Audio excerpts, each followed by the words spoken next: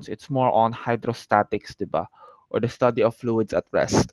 Now we are starting into territories where we're studying fluids in motion. So, ignore na lang muna natin yung lesson objectives. Our first concept is discharge or flow rate Q. Now we have different types of discharge here discussed, but discharge is defined as the discharge of flow rate is the amount of fluid passing through a section per unit time, and the amount of fluid could either be the volume, the mass, or the weight. So this is expressed as mass flow rate, which is kilogram per second, weight flow rate, which is kilonewton per second, and volume flow rate or flow rate, which is meter cube per second or liters per second. Now, intindihin natin yung formulas na ito. Simula tayo with volume flow rate. Imagine a section. Imagine na may butas sa isang plane. And then may nag-flow na water or may nag-flow na fluid here. And then pumapasok dito.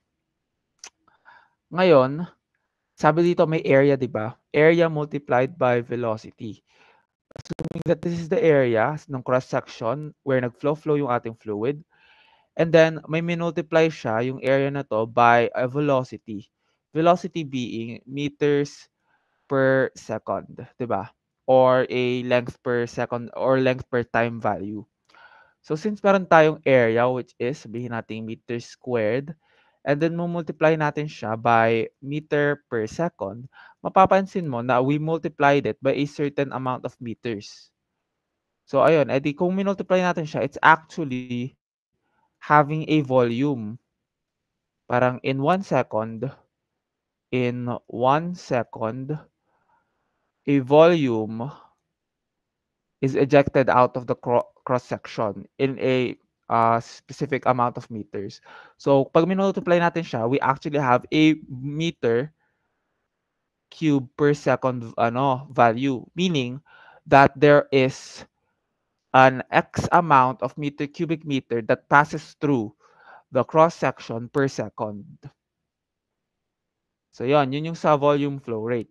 Ngayon, yung mass flow rate naman natin, which utilizes Q and the density. Now, since established natin that the volumetric flow rate or the volume flow rate has a certain amount of volume that passes through a liquid in a specific amount of seconds, sabihin natin in 1 second, this has a specific volume, di ba?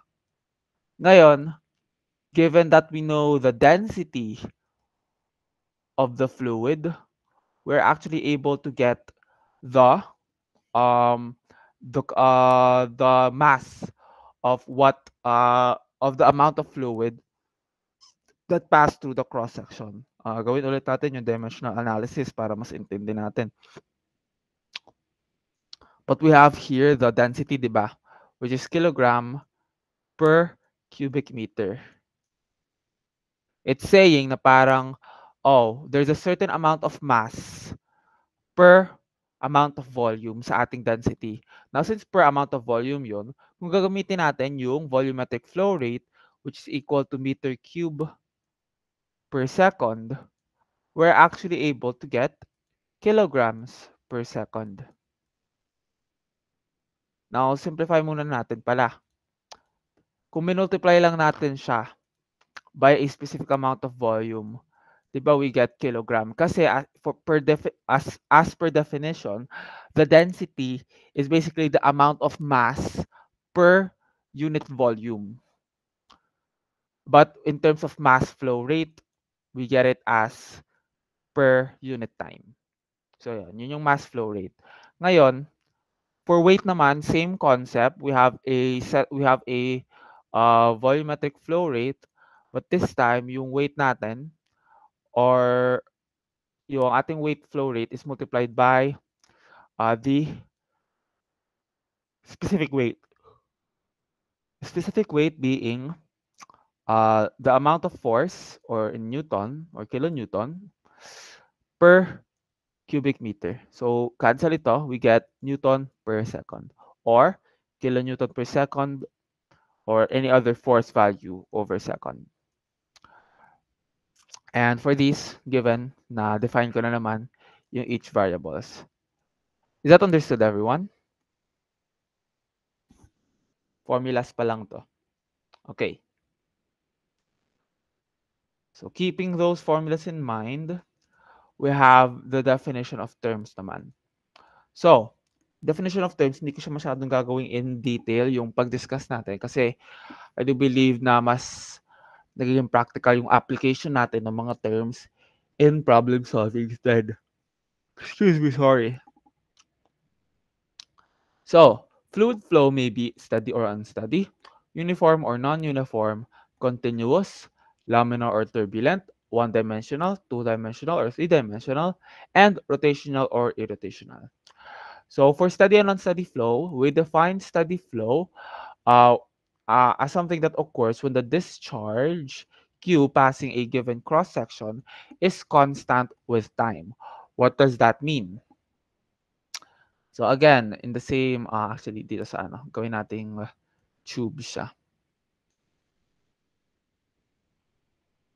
So given this tube, at this point daw, at this cross-section, at this opening, it has a specific Q or a specific volume, meter cube, per second na nag-e-emit, na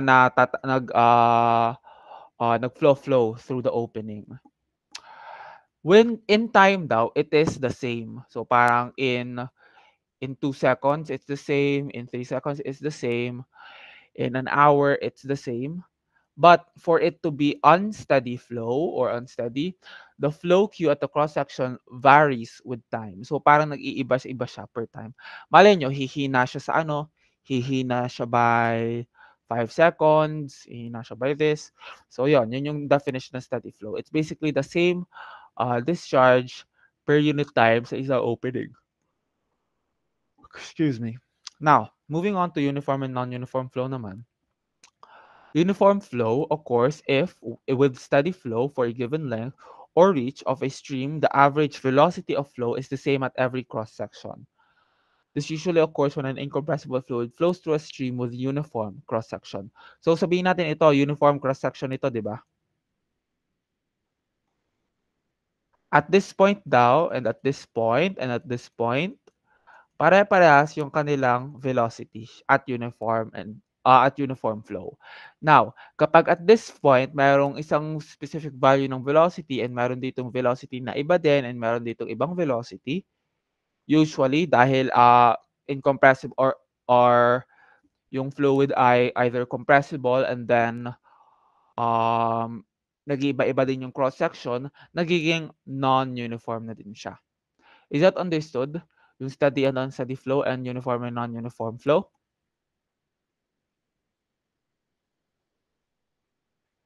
Isa lang ba?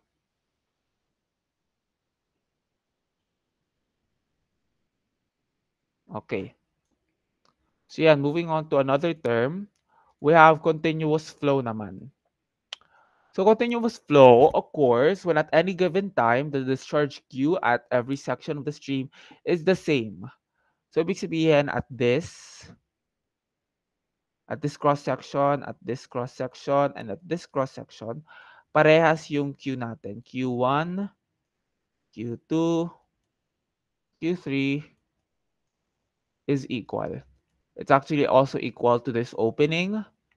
It's also equal to this exit at any time. So it is steady and uniform. Or actually steady flow siya. And the continuity equation is defined by, since Q1, Q2, Q3, and we define Q as area multiplied by volume, and then since iba-iba siya, it is constant all throughout different points. We have A1V1 is equal to A2V2 and A3V3. Now, for compressible fluids naman, we define compressible as something that can be compressed, di ba? And what happens when we compress something? Di ba kapag kinocompress mo ang isang bagay, binabawasan mo yung volume niya. And kapag nababawasan ang volume ng isang bagay, anong nangyayari?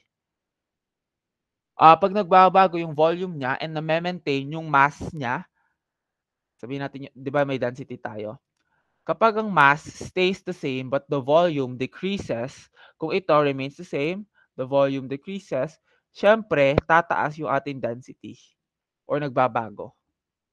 Therefore, nag-iiba-iba yung density ng ating fluid at different points. So, ibig sabihin, nagbabago yung ating flow rate. Ang nagiging constant sa compressible fluids ay mass flow rate. Hmm. Constant yung mass flow rate dito and constant yung ating volume flow rate dito.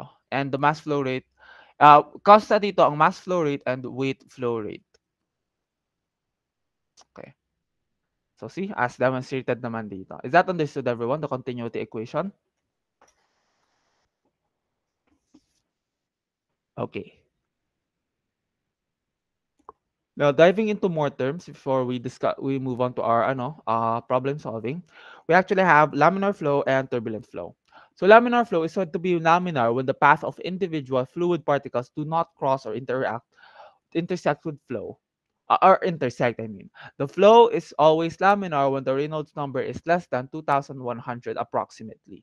So makikita nyo naman dito, very streamlined siya. Hindi siya nag-cross with one another, making it laminar flow. Hindi siya nag-intersect with each other, di ba? May sariling path sila. However, for turbulent flow naman, this flow is said to be turbulent when the path of individual particles are irregular and continuously cross each other. Kita nyo naman dito. Turbulent flow normally occurs when the Reynolds number exceeds 2,100, although the most common situation is when it exceeds 4,000 Reynolds number. So, just keep note yung Reynolds number dito. This is for future lessons when we calculate the Reynolds number. But for this discussion, for this lecture today, we won't be diving into that muna. Okay, so moving on for the last of our definition of terms. We have one-dimensional flow, which occurs when in an incompressible fluid, the direction and magnitude of the velocity at all points are identical. So, similar sa ating discussion din kanina with steady flow, though parang may combination of factors siya. Sa two-dimensional flow naman, it is when fluid particles move in planes or parallel planes, and the streamline patterns are identical in each plane. So, para siyang very similar siya with how we discuss here. Parang dito yung one-dimensional per streamline. Two-dimensional naman ay per this flow. Yan, ganun siya. So, ito naman, streamlines, steam tubes, and flow nets. Streamlines are imaginary curves drawn through a fluid to indicate the direction of motion in flow in various sections of flow of the fluid system. So, given a tube where we have imaginary curves or imaginary lines, these are the streamlines to indicate the flow of the fluid system. So each of these are streamlines. Whereas dito naman, stream tubes, these represents elementary portions of flowing fluid bounded by a group of streamlines which contain flow. So yung group na ito, this is actually called a stream tube. Stream tube ito.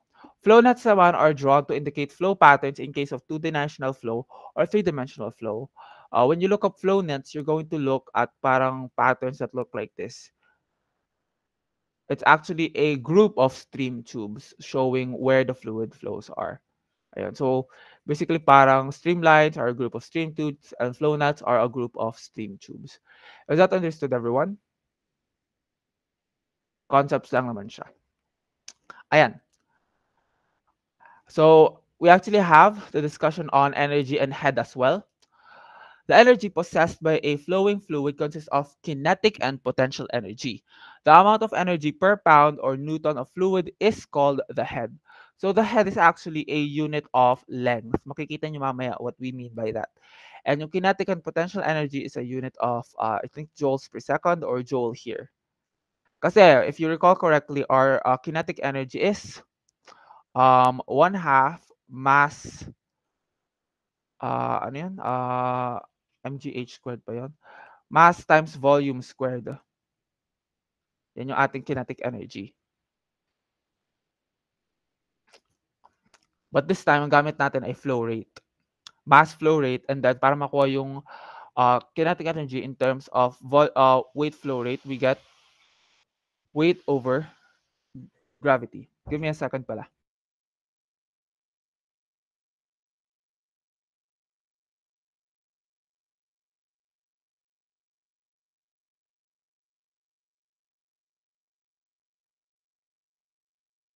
apologies.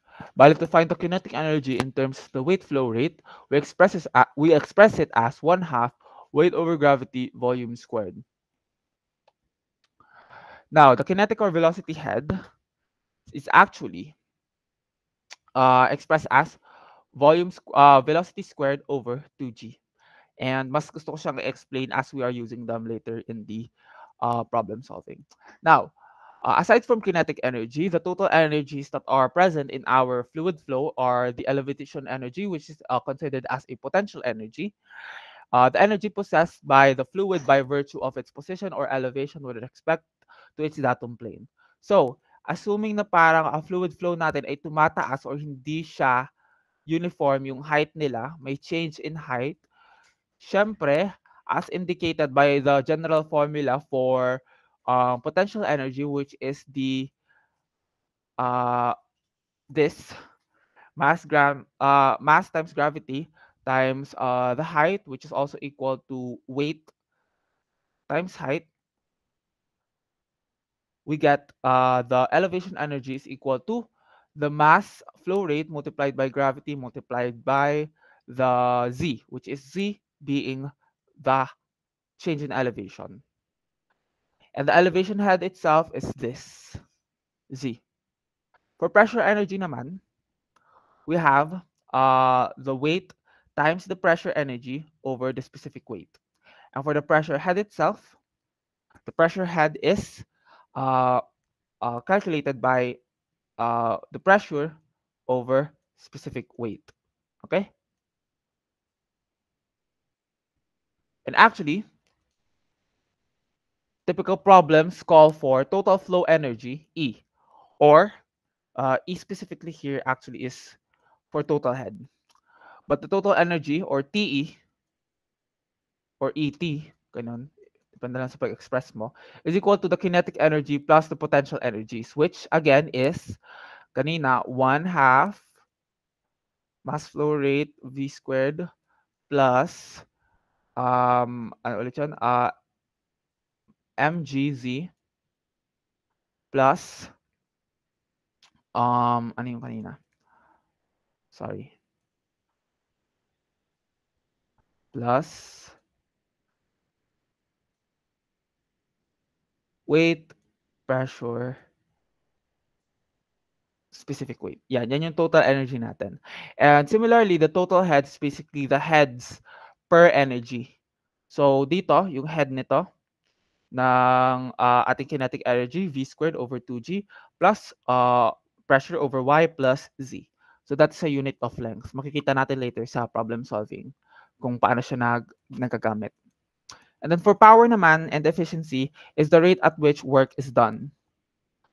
So the power, ito. So the power is calculated by the volumetric flow rate multiplied by the specific weight multiplied by E or the total head. And ang efficiency niya, output and input, given na parang sasabihin ay sa problem, sabihin it has an input power, and then i-calculate niyo yung output power, you are able to calculate the efficiency there. Ayan. So do we have any questions so far for the formulas before we dive into the problem solving? Is everything understood?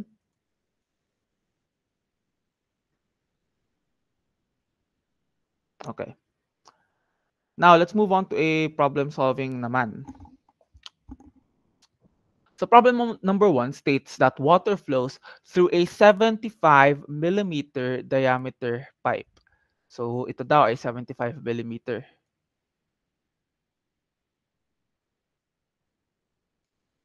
Find a volume flow rate in meter cube per second and liters per second, the mass flow rate and the weight flow rate in Newton per second. So yon, paano natin hahanapin yon? Una, hanapin muna natin yung given. We have the diameter, 75 millimeters, and it has a velocity daw of, or at this cross section, it has a velocity of 3 meters per second. Hahanapin ngayon natin yung volume flow rate niya yung mass flow rate and the weight flow rate. And ano ulit natin, since may given na tayo and we know the unknowns na hahanapin, now we have the formula for Q, which is the area times the velocity.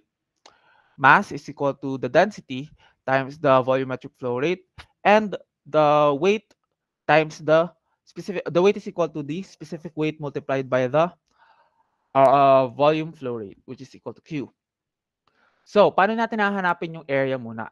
Considering that it is a diameter pipe, it is a circular cross-section. It has a cross-section of 75 millimeters ang diameter. How do we find the area of this? Pi over 4 diameter squared or pi r squared. Given na hatiin mo yung diameter. So, ano yung kalahati ng 75? That is 37.5. Ayan. Given that equation for the area, we have here pi over 4 multiplied by 0.075 squared, which is just 75 millimeters converted to meters. So yun, divided by 1,000 millimeters, diba? We get 0.075 squared multiplied by 3 meters per second. Solving that, we get a volume flow rate of 0.013 meter cube per second. And since hinahanap din natin yung liters per second, since nahanap na natin yung meters, cubic meter per second, we're now going to be converting it to liters per second. How many liters are there in a cubic meter? So that is 1,000 liters now. So 0.013 meter cube per second multiplied by 1,000 liters over meter cube, cancel. We get 1, 2, 3, 13 liters per second. And since we got the volumetric flow rate na, we're able to get the mass flow rate as well by multiplying the mass flow rate by the density. And ano ulit yung density? It says water, diba?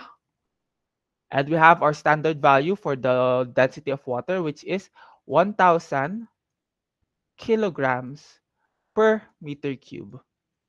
And considering na nandito yung 1,000, we have our density here multiplied by the volumetric flow rate, which is 0.013.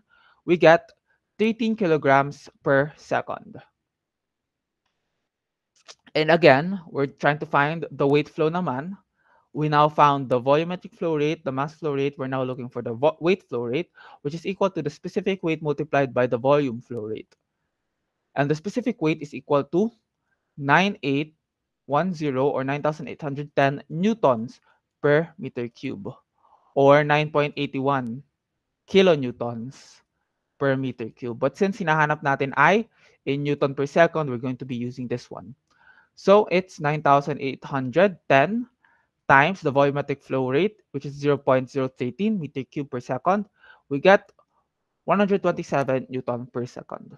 Ayun, so just be careful with kaya kung gustong ipalagay sa inyo yung unit sa solution nyo ay para ma-make sure nyo na hindi nyo ginagamit yung wrong magnitude. Kasi mamaya makikita nyo na parang bakit biglang may variable na ganito hindi ko ma-cancel. Ibig sabihin siguro noon ay may mali sa either process mo or sa ginamit mong magnitude. Kasi magkaibang magnitude na sila, di ba?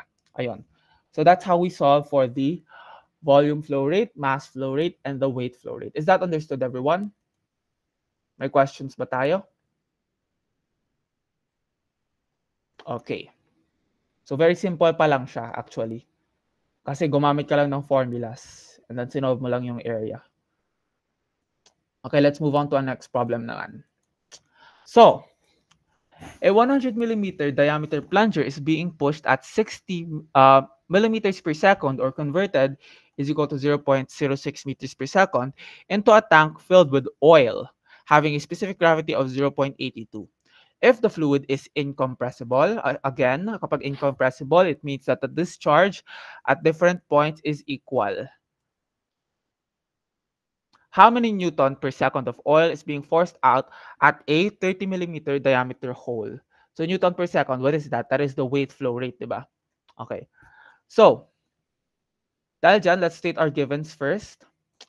We have a diameter of 100 millimeters for the first opening, and a volume of 60 millimeters per second, or 0.06 meters per second. And the fluid of the specific gravity of the fluid now, which is oil, is 0.82. And the diameter for the second opening is 30 millimeters. So ibig sabihin, meron tayong volumetric flow rate here and volumetric or discharge here. Okay. So ibig sabihin daw, equal yung discharges dito. So, ang formula natin ay Q1 is equal to Q2, where Q is equal to the area multiplied by the velocity. Ayan. And since the fluid is incompressible, Q1 and Q2 is equal to each other. So since Q1 is equal to the area of the first cross-section multiplied by the velocity of the first cross-section, meron tayong diameter ng first cross-section. We just have to find the area of it, considering that it is circular. So again, pi over 4, 0.1. Saan nanggaling yung 0.1? It is 100 millimeters converted to meters.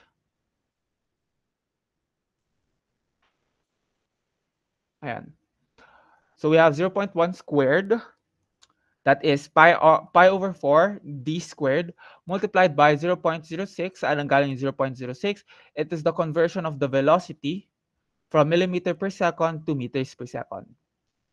So solving for that, we get the first Q1, which is equal to 0.0047 0.00047 meter cube per second, which is Q1. And since it is incompressible and we established that Q1 and Q2 are equal to each other, Q2 is equal to also 0.0047 meter cube per second. And since meron tayong discharge dito and we have a diameter or area, which actually hindi natin kailangan gamitin muna dito sa point na ito. Since meron na tayong Q2, we just have to find the weight. The weight flow rate. Since meron na tayong Q2, and meron tayong Y, which is derived from the specific weight of water multiplied by the specific gravity of the fluid multiplied by Q, we actually get the weight is equal to 3.78 newtons per second. Is that understood, everyone?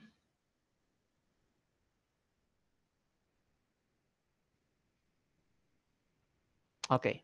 So again, it's just using the same formulas with relation to each other naman at different points ito. This is showing the incompressible nature of the fluid as well as the continuity property. Okay, for our last problem for our lecture for today, if the velocity of flow in a 75 millimeter diameter fire hose is 0.5 meters per second, so again, we have a diameter. Sorry, ulitin ko yan.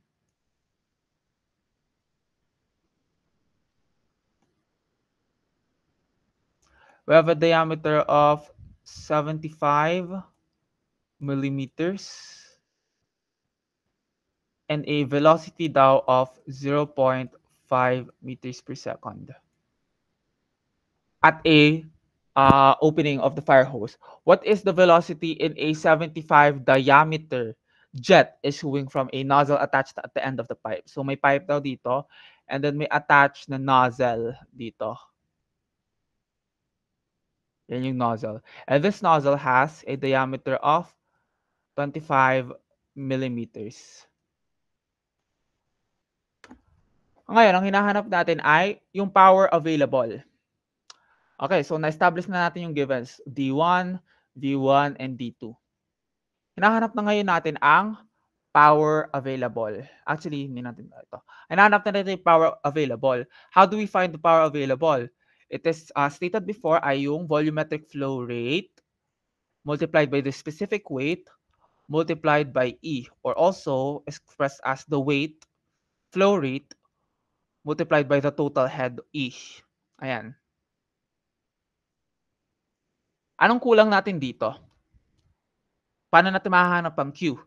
Since it is, since walang nasabi, we assume it to be incompressible at different points. So Q1 is equal to Q2.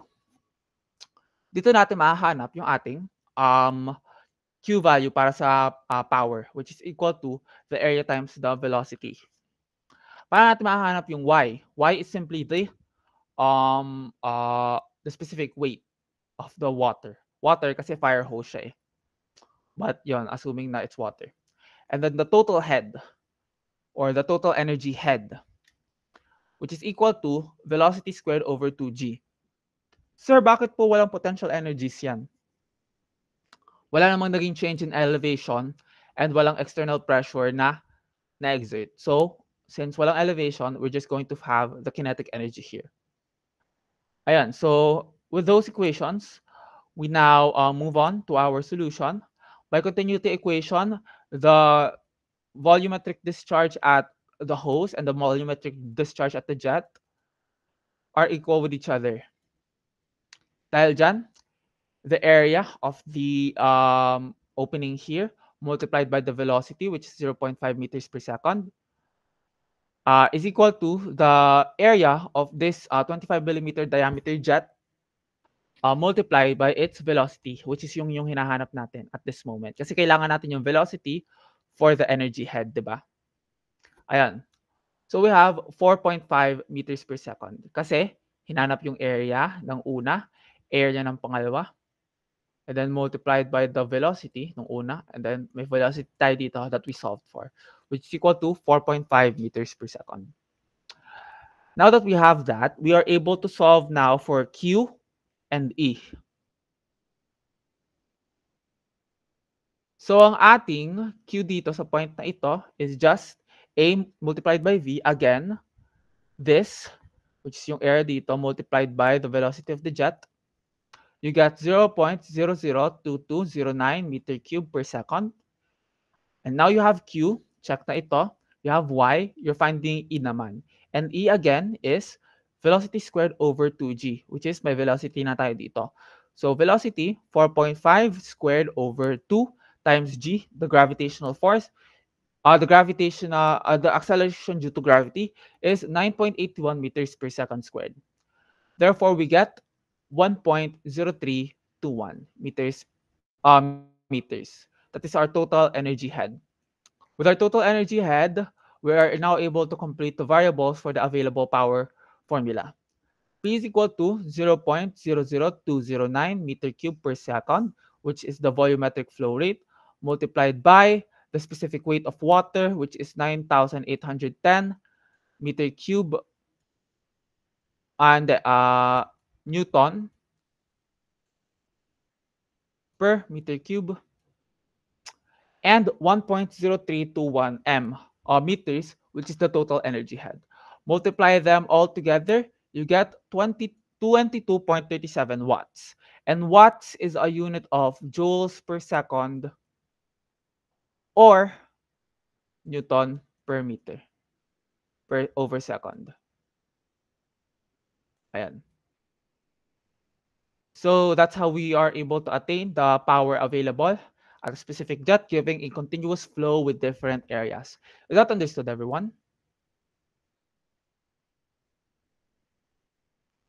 Okay. So that concludes it for our lessons for today.